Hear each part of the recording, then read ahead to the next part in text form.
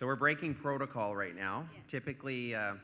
Typically, of course, the federal government and then provincial government. I am not a federal minister. I'm not in provincial government, but I have a council meeting in moments. And so I do appreciate the opportunity to say a few words and to be with you before I race off to Winnipeg City Council to do some work today.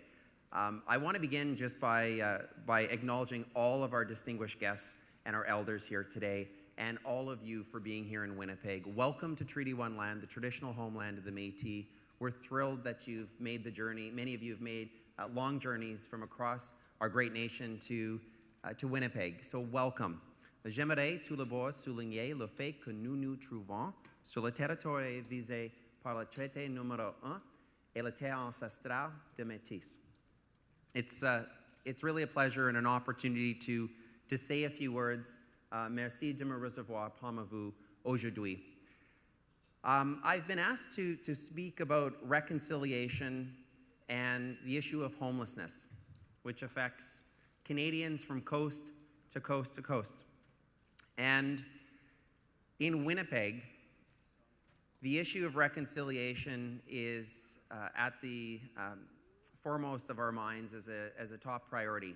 And I believe the issue of reconciliation and how Canadians from every community and every walk of life and from every background across our country, how we respond to the calls to action in the Truth and Reconciliation Commission, I believe is the greatest challenge of our generation. And it will define our generation in how we respond and whether we respond in a wholehearted and a meaningful way. Winnipeg has a community that is growing. We're welcoming newcomers from all around the world, and our Indigenous community is growing as well. And it's something that I'm very proud of. Currently, Winnipeg's population of Indigenous peoples is about 11%. And with our projections for growth, in about 20 years, Winnipeg and the surrounding area will reach 1 million people. And at that time, our Indigenous community will be roughly 25% of our population.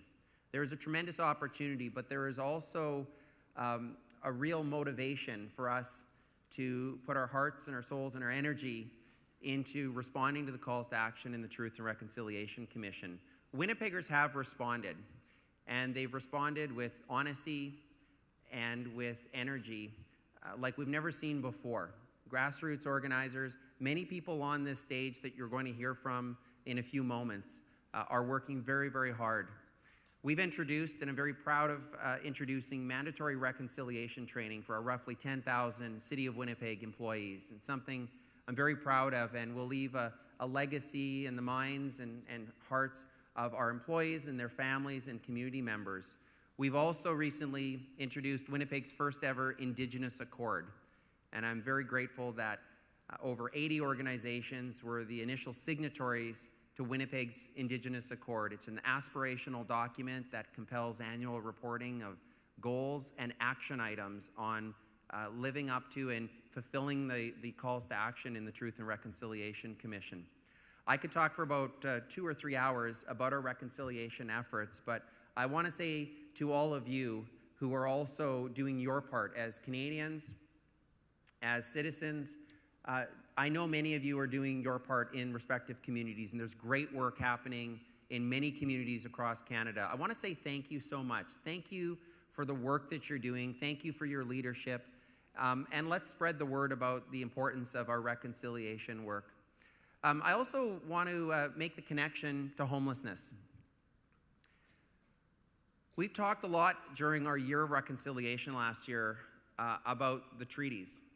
And in my view, the treaties were initially visioned to be a roadmap for mutual peace and prosperity for all peoples, including our Indigenous community members.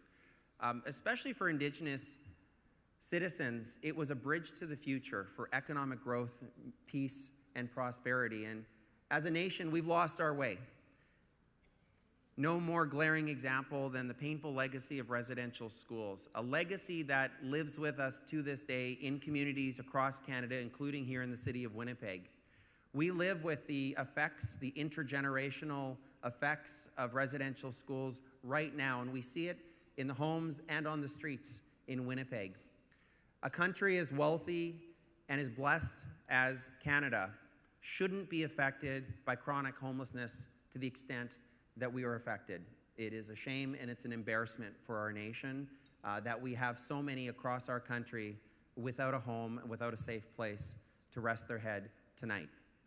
And so the issue of homelessness is one that our City Council began tackling more aggressively in one of our first council meetings. We supported the End Homelessness Winnipeg, and you're going to hear from Louis soon.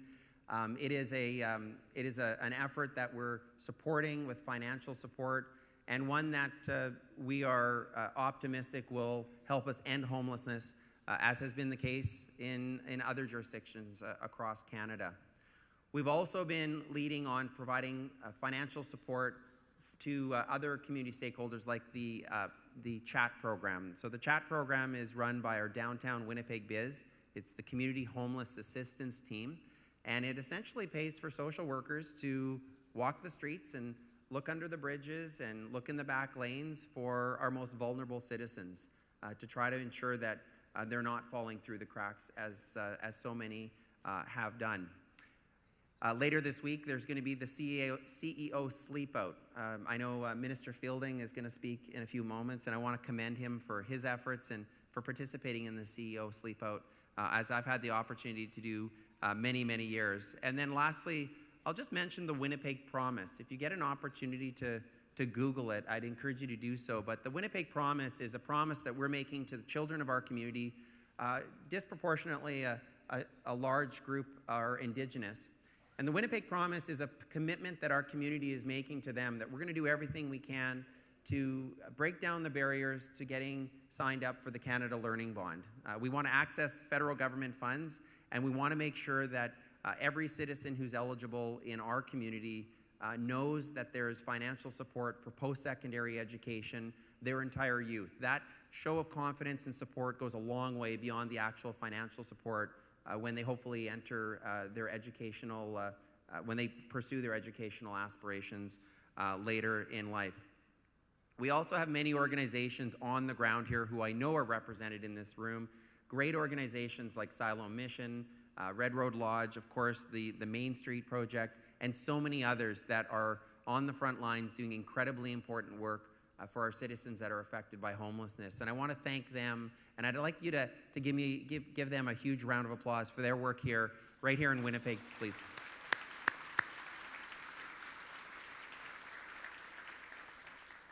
Now, I know the issues that we're dealing with here in Winnipeg aren't unique to Winnipeg, but we are trying very much to be part of the solution to ending homelessness, and I'm really looking forward to hearing more about the discussions and the dialogue coming out of this gathering. I know we're very, very proud that you've come here. We're very proud of the work that you're doing, and I want to thank you again for not only coming here, but for your passions in your respective communities and for sharing them here with decision makers and frontline workers here in the city of Winnipeg.